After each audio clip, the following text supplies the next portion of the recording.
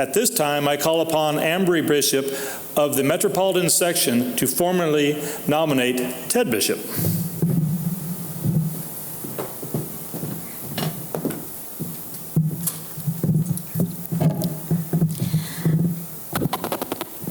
I would like to welcome the officers, directors, past presidents, delegates, staff, PGA members, apprentices, and guests who may be viewing here in Boston or on PGA Links to the 94th annual meeting. I'm very honored today to be giving the nomination speech for my father, Ted Bishop, for Vice President of the PGA of America. In February, I attained my membership, and my dad and I became the first ever officer-daughter to both have their PGA membership. Something he had always told me as I was going through the program was he hoped I finished it before he finished serving all of his terms so that one day I could give one of his nomination speeches. Well, needless to say, the thought of having to deal with him if I hadn't was enough to fast-track the process. When I think of my dad, I think of him as having many roles in life.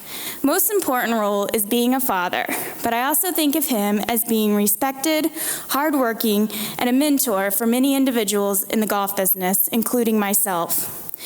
I could sit here today and talk about all of his accomplishments in golf and with the PGA, but I'm going to talk about our family experiences in golf. My dad is the director of golf at the Legends of Indiana Golf Club in Franklin, Indiana. Our entire family is involved in the business in some way. At the Legends, my mom is the food and beverage manager. My sister is the membership and events coordinator and my dad's personal secretary. And my brother-in-law is an assistant pro at the facility.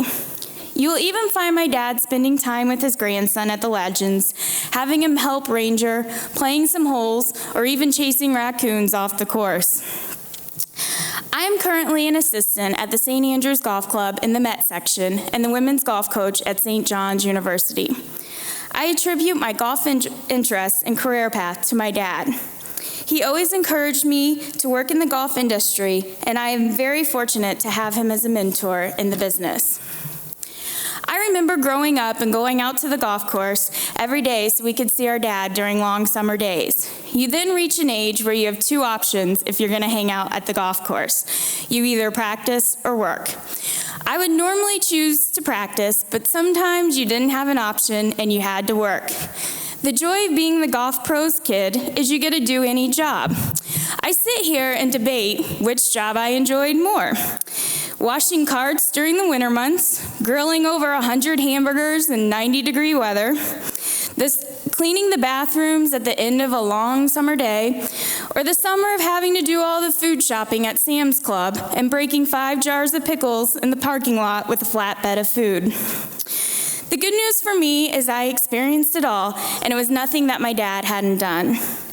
All kidding aside, when you work for him, you know you are learning from one of the best. The endless hours and energy he puts into his facility could never be measured.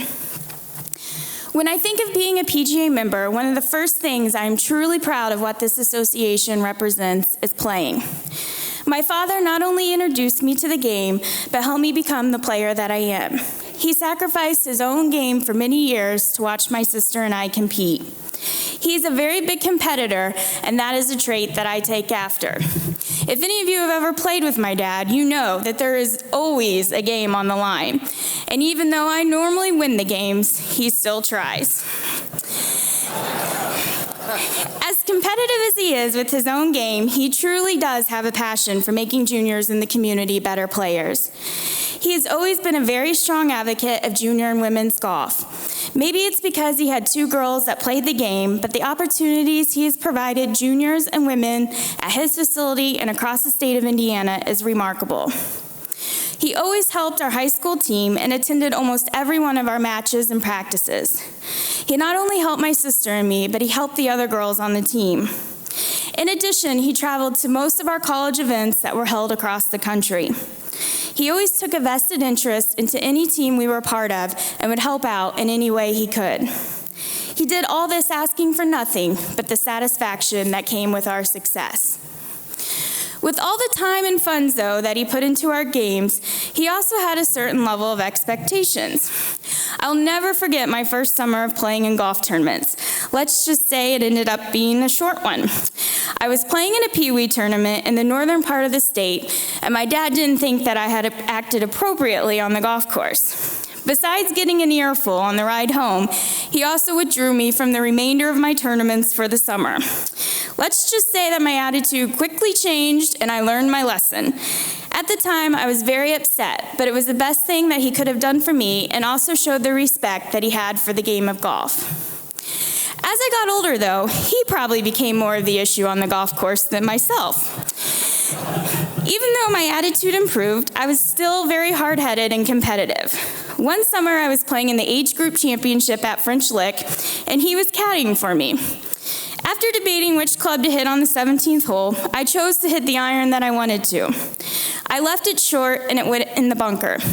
Now, if I would have hit the club that he wanted me to, I would have been on the green, but that was besides the point. After hitting my bunker shot, instead of him coming up to the green and watching me putt out, he walked straight to the tee box. As soon as I finished getting up and down from the bunker, I walked over to the tee box and told him he was fired for walking away from his player and that I would carry my bag the rest of the way in. Over time, though, I forgave him and decided to give him other chances at caddying. I was in college playing in the Indianapolis Women's City Championship. Caddying for me is pretty painless. You give me yardage and you basically stay quiet. I was 1 up in the match with a chance to go 2 up on the back 9. It was a short hole, but you were dead if you went over the green. My opponent was clearly making bogey, and I was in control of the hole. I'm in the middle of the fairway, and my dad gives me a yardage of 96 yards. I thought to myself, it looks a little shorter than that, but with him being a PGA member and having a college degree, surely reading yardage wasn't a problem. I go on to hit a great shot, but about 30 yards over the green. I look at him, and then I go look at the yardage. 69 yards, not 96. Needless to say, I lost the match in the tournament, but I'm clearly over it. Being an Indiana grad, I just tell myself it's that Purdue education. Ted Bishop truly bleeds for the game of golf and the PGA. Our family was so encouraging for him to get involved in this association because of the passion he not only has for the game of golf, but also for his peers. There is not a problem I have ever presented him or seen him be presented with that he hasn't faced head on. He is truly committed to this association, and I am not only lucky to have him as my father, but to have him as a leader of this organization being a PGA member. It is my honor to nominate Ted Bishop as Vice President of the PGA of America.